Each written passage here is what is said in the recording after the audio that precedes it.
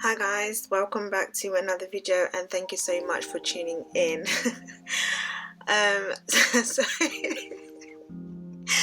Sorry, I'm laughing because I just finished watching or catching up with the live that Miss RFabulous did yesterday, and boy was it entertaining to say the least.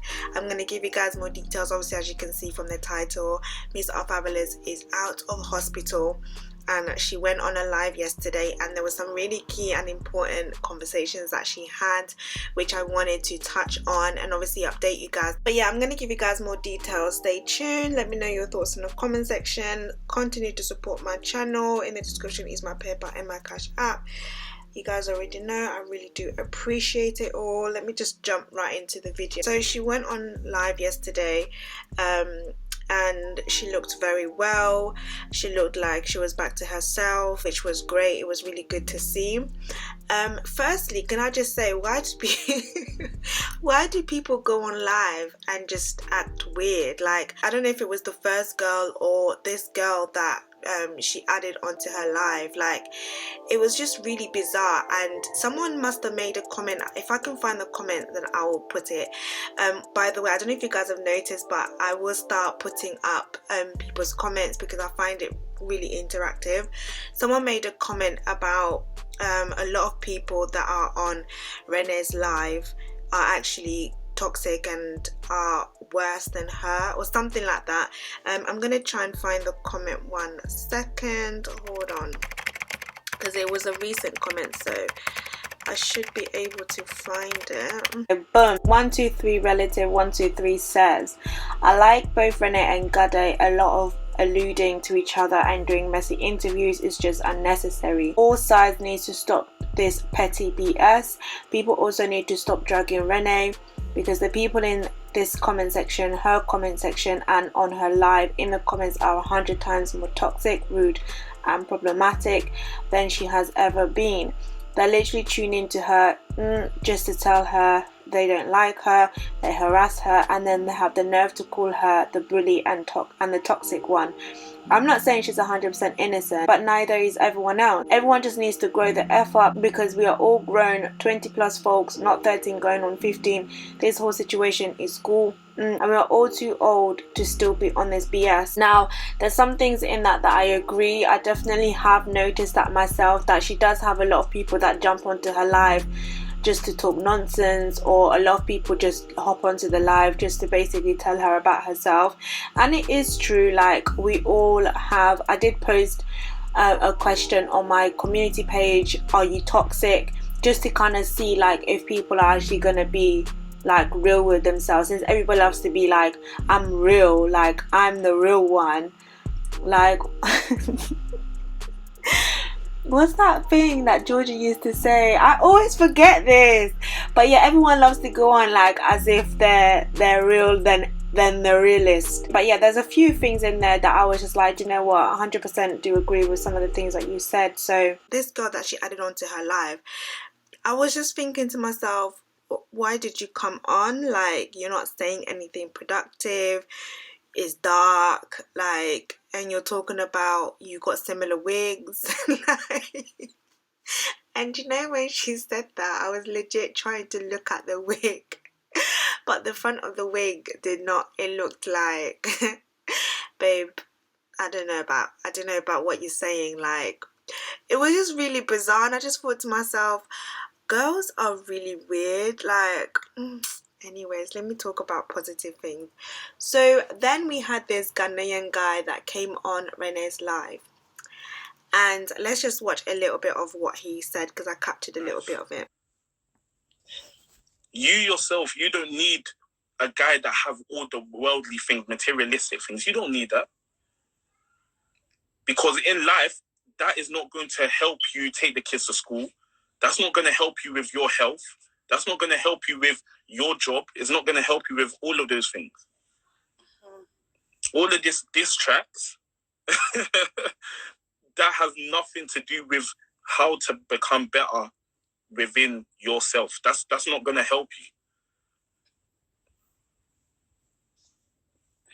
You are, imagine, like, I've always said this to girls. There's so many girls that are pretty in this world, innit? But how can you be pretty but have a rubbish lifestyle? I don't want you to have a rubbish lifestyle. You are a pretty girl. You're a pretty female. How can you be pretty and have a rubbish lifestyle? I want you to be pretty and have a pretty lifestyle, so that way you attract guys. Do you get what I mean? So guys can look at you and say, you know what? I'm not going to take this girl for an idiot, and I'm going to treat her the right way because she knows God. She fears God. Do you get what I mean? Don't do anything for anyone on socials. Don't do anything for anyone on social media. It does not help your lifestyle. Sometimes social media will tear you down. Just remember, take my advice, you will go far. And just remember, keep pushing, because I know you are trying. Like, from where you started till now, you've come a long way. Trust me. Thank you. Thank you. I will pray for you. Just remember, I've got you. I'll pray for you. Trust me. Thank you for joining. No problem. Have a good night. Bye. Bye.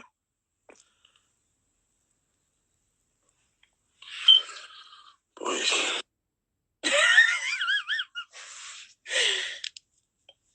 That was a bit... Oh, God, that's a bit emotional, wasn't it?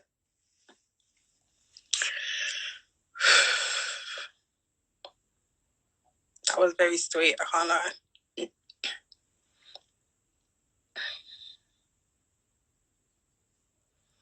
And he's made me emotional, for fuck's sakes. There's something about Ghanaians. I swear. It's just something about them. I actually get along with Ghanaians the best. I am going to take his advice, guys. I actually needed to hear that again. When he first came on, I'm sure everybody probably thought it was just like, oh, okay, you know, here we go. What's he going to say? People get a little bit defensive when it comes to like preaching or when it comes to religion. But I like the fact that he was not too much. He was firm in his belief. He kind of he had the right tone. He had the perfect tone. And he worked his way into her, like he worked his way in her heart, do you get what I mean, until she became receptive to it. Because I think at first she was a little bit like on the defense. She was just like, okay, like, what are you telling me? And then he mentioned, you know, I'm Ghanaian, and I'm not gonna lie, in the back of my head I was thinking, okay, like, you already know she loves Ghanaians, so why did you have to say it? But I'm glad that he did say that. One thing that he did say though that I was just like, I don't completely agree, and I think we have to be careful when it comes to preaching the word, in stating that in God there is no sickness, like you're not going to experience all of that, because that to me is giving people a false hope, because that's telling that person that the minute you give your life to Christ, you come into a life of perfection. We are not perfect. We are imperfect people seeking a perfect God. In all of our imperfection, we are working out our salvation every single day. Every single day. It means that something about ourselves that is imperfect, that is not good, has to shed off. Some people might ask, so what's the point then? Like, if I'm still going to be going through the same stuff, what's the point then of having Christ or having God in my life? It's hope. A lot of people who don't have Christ, that go through things, don't make it because they don't have hope. It's that hope that my tomorrow is going to be better. It's that hope of eternity. That's why the greatest key you need to have, one of the greatest, should I say, is you need to carry eternity in your heart. It's not about, you know, your life becoming better. It's about you having eternity in your heart. It's about you having hope. It's about living a true life in Christ and asking yourself, if I didn't have anything, if I didn't have my wealth, if my health was challenged, if I didn't have a roof over my head, if I lost everything, will I still serve God? Because saying that in Christ, like you will have everything, will be patterned up, to me that's a false message. Would you still serve God if you literally was poor, if you didn't have the money, if you didn't have the lifestyle, if you didn't have anything, what would come out of your mouth? In your weakness, you have a greater strength to carry you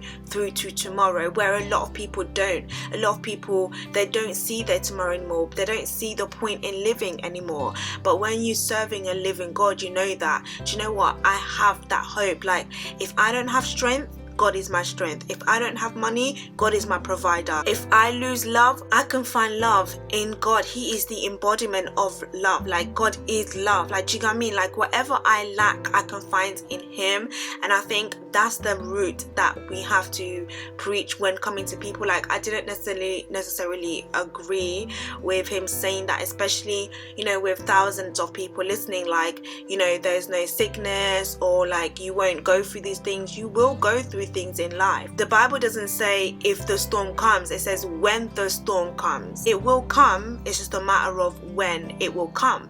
But when it does come, because your house is built on a firm foundation, it's not built on sand, it's not going to be wavered, you're going to stand firm. But I absolutely love the fact that he stood firm in that, and I love the fact that she opened up her heart and received a lot of everything that he was saying, because he was saying a lot of truth. Like, he was speaking in love, he was speaking in grace. And I'm not gonna lie, guys, even myself, I was like, ooh, I was feeling kind of emotional. I was just like, preach, preach, preach.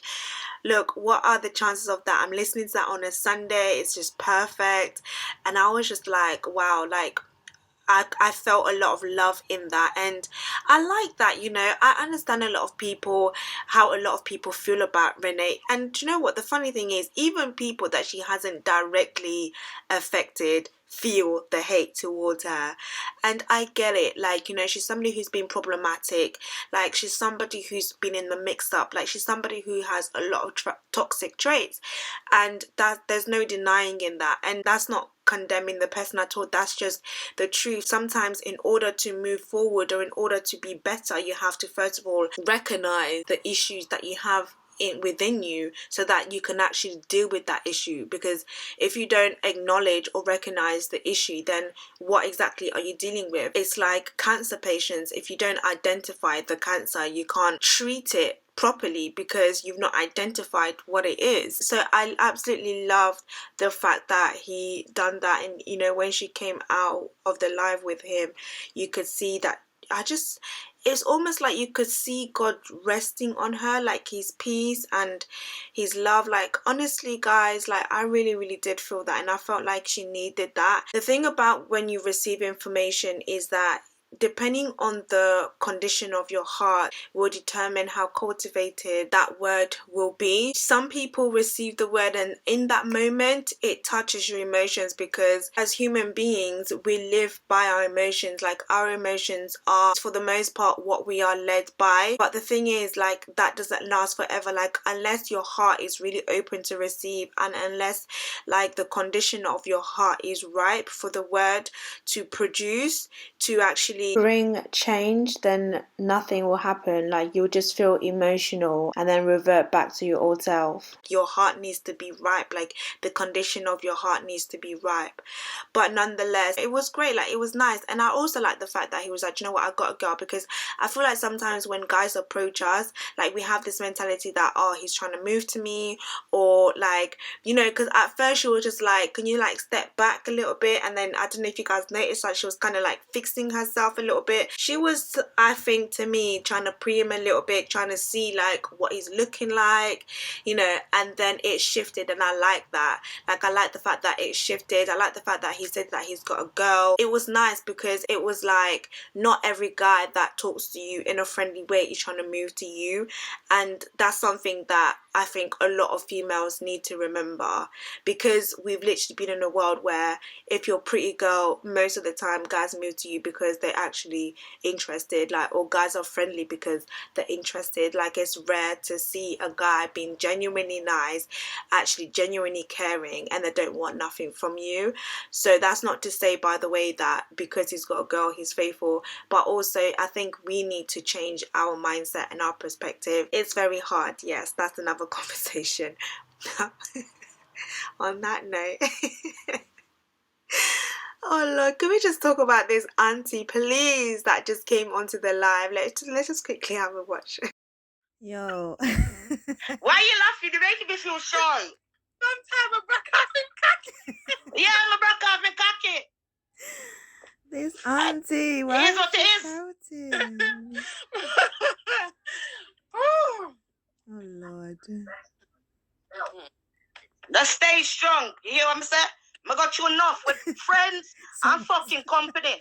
Someone said your kids are gonna... But you know, me gonna say this. Me gonna say to you, this is the last thing me gonna say to you.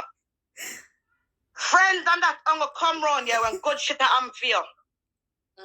That's true. When time nothing I go on for you, pussy them no know you. You understand? Come me go through it. And me I tell you how they stay. So now me keep myself to myself. With a piece of broke down cat for me having here. And keep yourself to yourself. Thank you. It's a good mother. Anything you gotta talk to your mother. Talk to them waist girl out here. Big crutches girl. I don't want to talk about you. But some of them for them pussy pop down. Long time, them done out here. Oh Lord. Enjoy the rest of your night. Good night, baby. Remember me. I will remember you. Bye. Right, good night, lovely. How is it nighttime and she's shouting? Oh Oh, my gosh. goodness. Wow. I could not take her seriously because first of all, why was she shouting so loud? Like, I don't know if it's a Jamaican thing because I only know like how that Nigerians when they talk they're so passionate and you're literally thinking, why are you so loud? Like you're literally next to me. But sis, like auntie was loud. Like someone must have said in the comments like you're gonna wake up your kids. I'm so sorry, I can't even take this seriously. But it was interesting because it's like, how do we go from from talking about God to talking about that, what she was talking about? Anyway, people are very interesting. So guys, that is it. She went on live yesterday. It looks like she is well. She's out of hospital. We thank God. It doesn't matter what you think of her. At the end of the day, you know, it's never good to be in hospital. Trust me, I have been admitted in hospital many times and it is never good. Like, I wouldn't wish it on anybody. Like, you know, you need to be out, you need to be healthy, eat clean, and just engage in positive energy. Like, it's so important, like so important. So for the most part, I am happy that she's not in that position where you're having your blood taken out, like so much of your blood, you're in that hospital bed, you're surrounded by sick people, which would even make you feel more sick. It's better for you to be at home. Yeah guys, that is the update. Thank you so much for tuning in. I hope you enjoyed today's video. If you did, hit the like button. If you are new, hit the subscribe button and your notification bell, and I'll speak to you guys in my next video.